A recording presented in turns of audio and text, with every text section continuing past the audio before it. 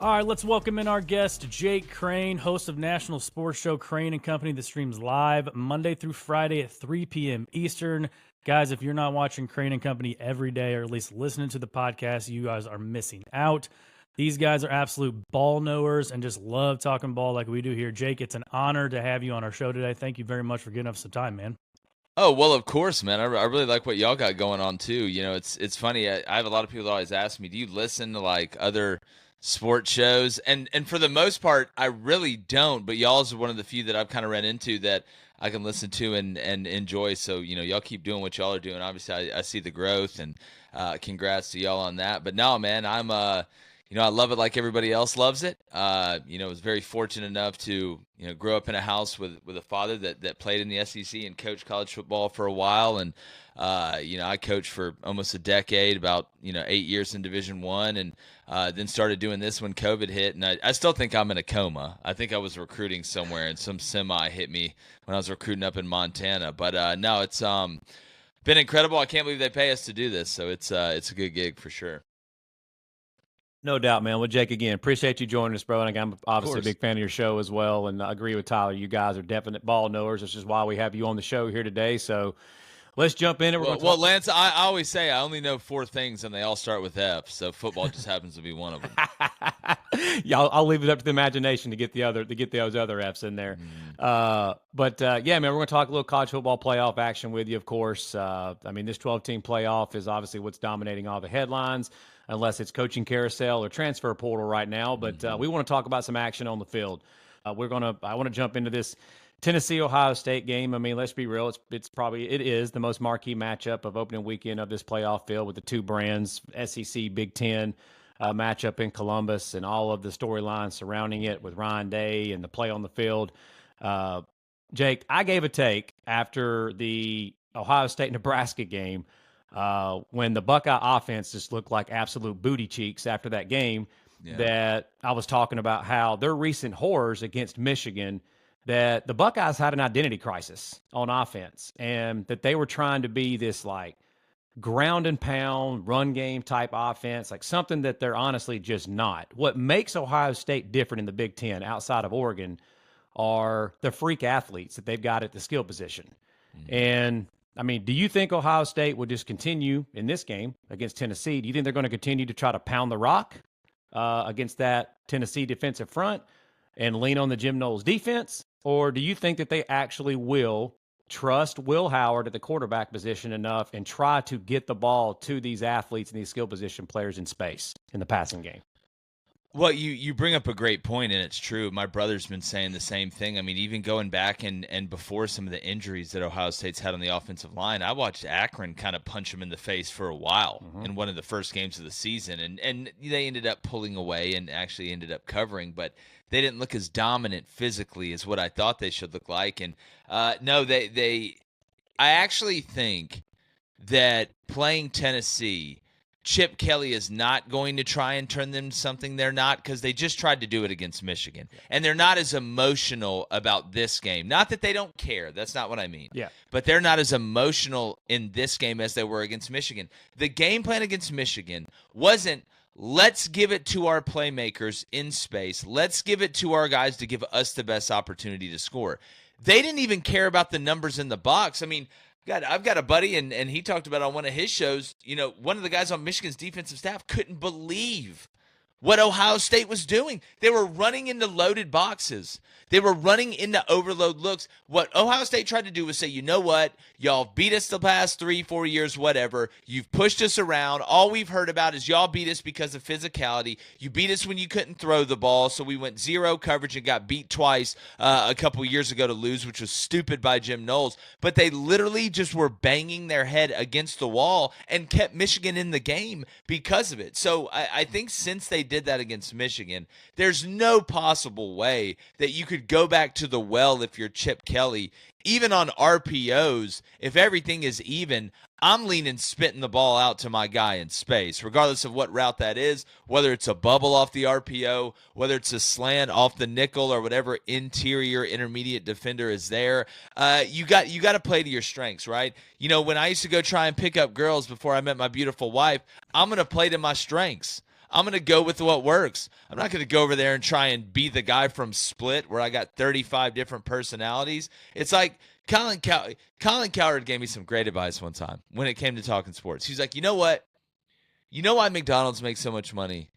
I was like, why? He's like, because they know they're good at making burgers. And you know what they mostly make? Burgers. So if you're good at making burgers, just shut up and make burgers. Don't worry about doing too much other stuff. And that's what Ohio State has to do. That doesn't mean you're overly imbalanced. Like, you got to mix it up, but the RPO does that for you. So, yeah, in the long-winded way, I agree with you, man. You got to play to your strengths. It's about matchups. Yeah, man, I love that analogy, and I heavily agree with you on the part of that they were beyond emotionally invested in the wrong way against Michigan. And the fact that Tennessee has a defensive front that they've got, they know that defensive front is legit for Tennessee. So on the flip side of it, and the other side of the ball, I've honestly been talking about this since last year. It's been neat to see the evolution of Josh Heupel as a coach, as a head coach. He used to always operate at warp speed and wanted to try to score 60 if he could at UCF and in his early days at Tennessee, especially with Hendon Hooker. In the last 2 years, they've seemed to take a more conservative approach on offense, especially in the last 2 years, and really and mainly in road games, mostly. They run the rock with Dylan Sampson. They lean on that defense. They kind of mix it up with their tempo. They're not just operating at warp speed constantly. Do you think that Josh Heupel in this game what do you think their game plan is on offense? And will they trust Nico to throw the ball down the field and try to hit some of those shot plays? Because we know Tennessee likes to use the width of the field and get their athletes in space. Do you think they'll try to do that in this game against Ohio State and trust Nico? Yeah, I mean, I think they're going to have to, even if it's only a decoy to make sure Ohio State doesn't get too thick in the middle and take away, what Tennessee's best at. As far as Josh Heupel, I think you hit the nail on the head. I think it's what has made Kenny Dillingham's run so special is, you have to have a lot of ego to be a head coach at this level and in this business, and you got there doing a certain thing, so it's hard to go against that. But when you get to the top like this, you still have to be able to adjust to your personnel. Sometimes, in your garage of teams, you have a Ferrari. You want to take it out. You want to go fast. You want to take it past all the nightclubs, right? You want to put glow lights on the bottom of it. But sometimes you have an F-250.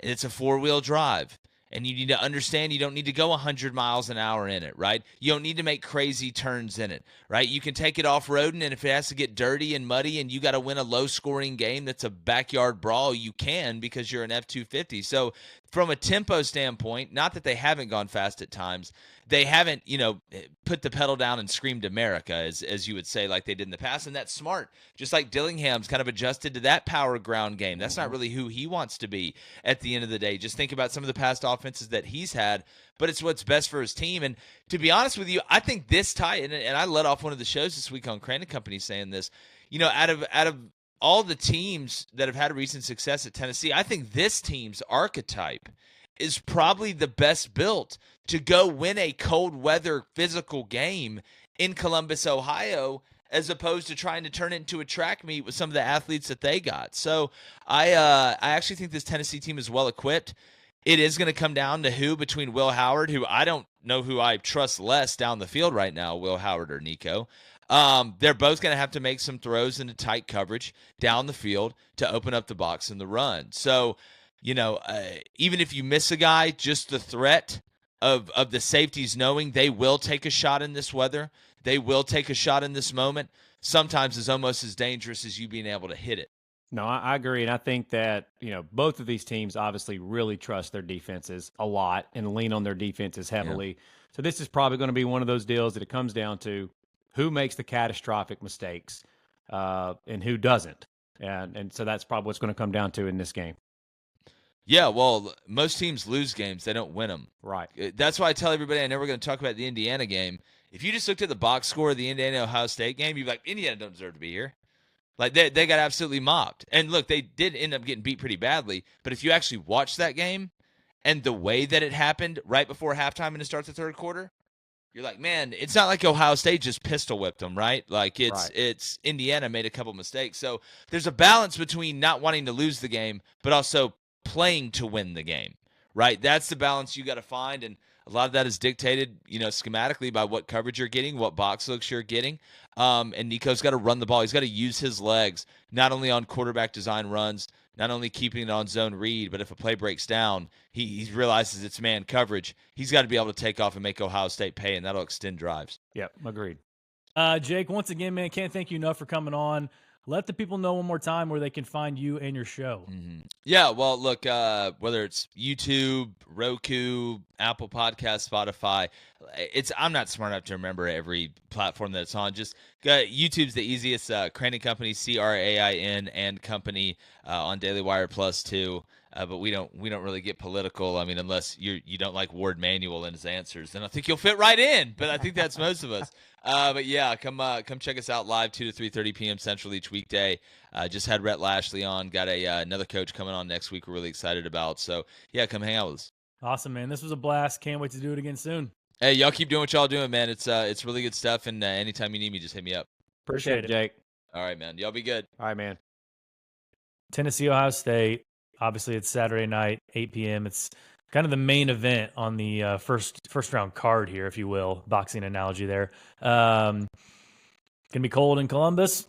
They're 7.5 point favorites right now. We can see paths for both teams to win this game. Obviously, you got on one hand the most talented roster on paper in the country. Yep.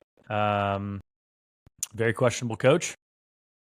He's no longer on the hot seat. I mean, obviously, the AD at Ohio State had to actually come out and say Ryan Day will be the coach next year. Like, that's never a good sign when you have to do that for a guy who's vote of confidence. 62. The old dreaded vote of confidence. Yeah. So that's never good. But it sounds like Ryan Day will be back next year. He's got big game struggles. We know what happened in Michigan. Tennessee, on the other hand, have not really been. Obviously, they haven't been to a playoff. I can't remember. The game. They have a lot of big games per year: Alabama, Georgia, all that stuff. But as far as like games of consequence, like they haven't even been in a scenario lately where, if they win this game, like they're going to the SEC championship. Like it just hasn't come around for them a lot. And Tennessee has been. They've probably been more Jekyll and Hyde than Ohio State. I mean, we're talking about that 4-game stretch they had where they were getting shut out in every first half. Yeah. Was very concerning for a lot of people. Yeah, it was. We talked about it a lot this year, how their inconsistencies on offense. And I'll even go back to last year. We were talking about how the evolution, like we talked about it with Jake a minute ago. I asked him the question. It's been, interesting to see the evolution of Josh Heupel as a head coach. And I've honestly been like pretty locked in on Tennessee and that whole situation there from constantly going from warp speed to slinging the ball all over the yard, being very balanced offensively, throwing and passing, to, again, really kind of leaning on your defense and running game and being a more like physical, hit you in the mouth, punch you in the mouth type of team. That's what Tennessee has become. And I mean, we talked about, I mentioned to you after the Georgia game, I talked about going into the Georgia game, that Tennessee's struggles on the road the last few years. I mean, you go back to last year, they lost at Mizzou last year, got drilled at Mizzou last year, got drilled at Florida last year. This year, they lose by double digits at Georgia. They lose by double digits at Arkansas. No, they didn't. 19-14. 19-14. Lost on the road at a 5-6 loss Arkansas team. Yeah. So I mean, Tennessee has struggled away from Knoxville, and they've been death in Knoxville. So that is why when we were talking about this 8-9 matchup, how they have these two teams seeded would be a huge deal. If Tennessee was at home, dude, I would have been unloading on the balls immediately. But again, because of the way, like Jake said, the way that Tennessee is built this year, they're more built now to go play a game like this against an Ohio State team in cold weather like this. So with Tennessee, we're going to start on the offensive side of the ball. I mean, it really does. Like, I think Dylan Sampson, if Tennessee wants, they need to be able to run the football. They've got to be, if Ohio State just shuts down Dylan Sampson in the Tennessee running game, it's going to be a long day for the Tennessee offense. because I don't think that so far up to this point, we've talked about it all year. It's been strange, but it didn't seem like that Tennessee really just fully trusted Nico to go take over a game with his arm. Yeah. You got to think that in 20-degree weather on the road at night in Columbus is not going to be the game that, we're just going to unleash him, turn him loose. Maybe they do, but I don't think that's going to be the case. I think both teams are going to try to fill each other out a little bit on offense. I definitely think Tennessee's going to run the rock with Sampson. That's obviously what they want to do. And I think Tennessee's offensive line is one of the better offensive lines in the Southeastern Conference. So, I mean, man, again, Ohio State this year, multiple times, as good as Ohio State's defense is, there's been multiple times I'll walk away from those games kind of like the Texas offense with Ewers. I'm left with more to be desired from them. And like against the best team they played in Oregon, I mean, Oregon got buckets on them. So, I mean, Tennessee's obviously capable of doing it. But the thing with Josh Heupel in Tennessee, even if Ohio State is slowing down that run game, Tennessee will stay committed to it. They're not going to all of a sudden just pull out of it and start throwing it 40, 50 times. Mm-hmm. They're not going to do that. Yeah. So most teams Ohio State plays kind of have to go away from the run game because they get up on them and they get a lead on them. And I don't think that's going to be the case with Tennessee. Do you think that when you face Tennessee's offense in the passing game, you've got to have good safeties? Well, Ohio State has the best pair of safeties in college football in Ransom and Downs. So, because Tennessee, they're going to use the entire width of the field. They're going to be lining their receivers up outside the hash, up against the sidelines, and they're going to make you defend all of that green space. That is literally what their offense is. They want to make you play in space. So, we've seen a couple of these corners for Ohio State this year. The pass interferences that we've seen in some of these bigger games. Is it Igbenogson? Is that his name? Igbenogson, yeah. Indiana, against Indiana and Oregon. Yeah, multiple pass Denzel interferences. Burke against Oregon. Yeah, Denzel Burke got picked on against Oregon. So and we know how Josh Heupel's offense is, what they're going to do. They're going to run the rock with Dylan Sampson, and then Nico's going to pull it, and he's going to see how far he can throw it. Mm-hmm. And they're going to test you vertically. And if Nico can hit a couple of those shots, because they're going to take them, if he can hit a couple of those shots, this thing could get interesting quick. How's the health of the wide receiver corps for Tennessee? I think it's solid. I mean, I know that they had, transfer from USC. He's been there a few years. I'm going blank. Big-bodied receiver. Well, they got Deontay Thornton. Yeah, Thornton. I'll think of it in a minute. Brazel. Yeah, I'll think of it in a minute. But yeah, I think the health is fine at the wide receiver position. I know that they were a little banged up there at the end of the year, and I know that they're gonna send guys streaking on the sidelines, and then Brew McCoy. Yeah, the safeties are going to have to make a choice. Yep. Whether or not they help over the top, because we've seen many times Thornton on a crossover, like he did it against Oklahoma. He did it against Vanderbilt late in the season, just crosser over the middle.